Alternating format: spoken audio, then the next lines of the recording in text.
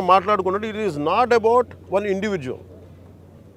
Smuggling అలవాటు అయిన వాళ్ళు క్రిమినల్ యాక్టివిటీస్కి అలవాలం అయిపోతే tomorrow it will be RDX, tomorrow it will be weapons, tomorrow it will pose as a great threat for national security. చేతులు కాలేక ఆకులు పట్టుకున్నట్టు ఉంటుంది. బాంబే కూడా రిపీటెడ్గా అధికారులు ఇలా వదిలేశారు. ఆర్డిఎక్స్ లారీలు బస్తాలు వ్యాన్లు వచ్చేసి వెళ్ళిపోయినాయి. ఎంత కుదిపేసిందో తెలుసు మాకు. సో అందుకని ఇలాంటి ఇంకా ఆగాలి, ఇలాంటివి చెప్పాలనేది నేను ముఖ్యమంత్రి గారి దృష్టికి ఆల్రెడీ చెప్పాను నేను. సో మేము ఆ క్రమంలోనే ముఖ్యమంత్రి గారి ఆదేశాల మేరకు మేము కూర్చోబెట్టి క్యాబినెట్ మీటింగ్స్లో మేము కూర్చొని మాట్లాడుతున్నాం. దీని మీద చాలా కఠినమైన చర్యలు తీసుకోవాలి. అలాగే పీడీ యాక్ట్ పెట్టాలని పెట్టుకున్నాం. మొన్నదాకా ల్యాండ్ గ్రాబింగ్ యాక్ట్లో సివిల్ సప్లైస్తో కూడా రిపీటెడ్ అఫెండర్స్కి దీన్ని పీడీ యాక్ట్ పెట్టాలని చెప్పి మనోహర్ గారు మా రోజు క్యాబినెట్ మీటింగ్లో పెడితే ఇప్పుడు అది కూడా జరిగింది. గవర్నర్ గారి దగ్గరికి వెళ్ళాలి ఆ బిల్లు. తర్వాత మన ప్రెసిడెంట్ గారి అంగీకారం తెలియజేయాలి దానికి. ఈ లోపు అవన్నీ వచ్చిన తర్వాత చేద్దాం అనుకునే లోపు ఇప్పుడు చూస్తే ఇంత మొత్తంలో పట్టుబడ్డప్పుడు మాకు ఖచ్చితంగా దీన్ని ప్రజల దృష్టికి తీసుకెళ్ళాలి దీన్ని. ఎందుకంటే ఒకవైపు ఫీజు రీఎంబర్స్మెంట్లకి డబ్బులు లేవు, పథకాలకి చేయడానికి కింద మీద పడుతున్నాం, రోడ్లు గుంతలు పూడ్చడానికి డబ్బులు లేవు. కానీ వీళ్ళ దగ్గర మటుకు వేల కోట్లు ప్రభుత్వం కష్టంతో మీ అందరి ట్యాక్సులతోటి, ప్రజలందరి ట్యాక్సులతోటి కొన్న డబ్బులతో ఇచ్చిన ట్యాక్సులతోటి డబ్బులు తీసుకొని మనం బియ్యం కొంటే ఆ బియ్యం తీసుకెళ్ళి రూపాయి పెట్టుబడి లేకుండా వేల కోట్లు సంపాదిస్తూ ఉన్నారు. There should be a major crack down on this.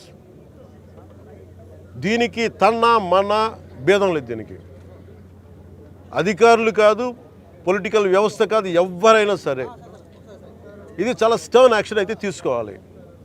This will pose as a national. ఇట్లాగే వదిలేస్తే this port will become a menace for national security.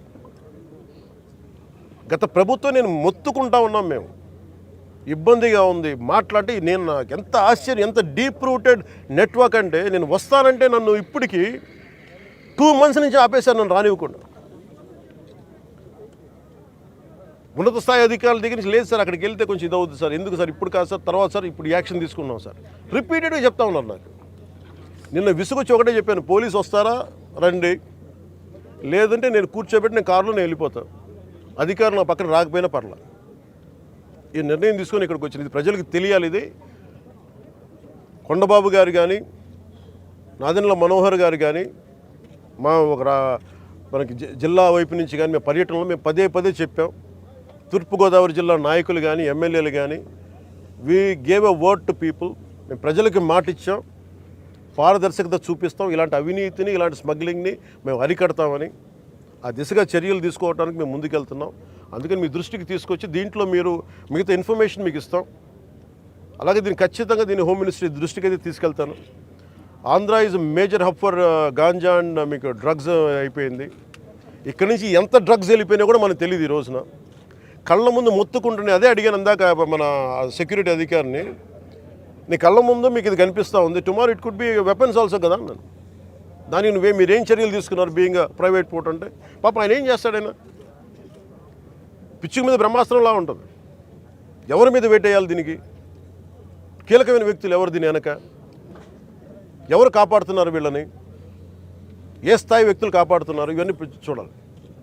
గత ప్రభుత్వం ఇప్పుడు ఈ వ్యక్తి కూర్చోబెట్టి చూస్తే మనకి ఏదో మన 16 కంపెనీస్ ఉన్నాయి, వీళ్ళు కోర్టులకు వెళ్తూ ఉన్నారు. రైస్ ఎక్స్పోర్ట్ జరగాలి, మీరు ఎనీథింగ్ ఈజ్ పారదర్శకంగా మీరు చేస్తే ఇబ్బంది రాదు. కానీ దీనిని అడ్డగోలుగా పెట్టుకొని ఈ ప్రభుత్వం ఏమి చేయదంటే మటుకు చాలా బలమైన చర్యలు తీసుకుంటాం.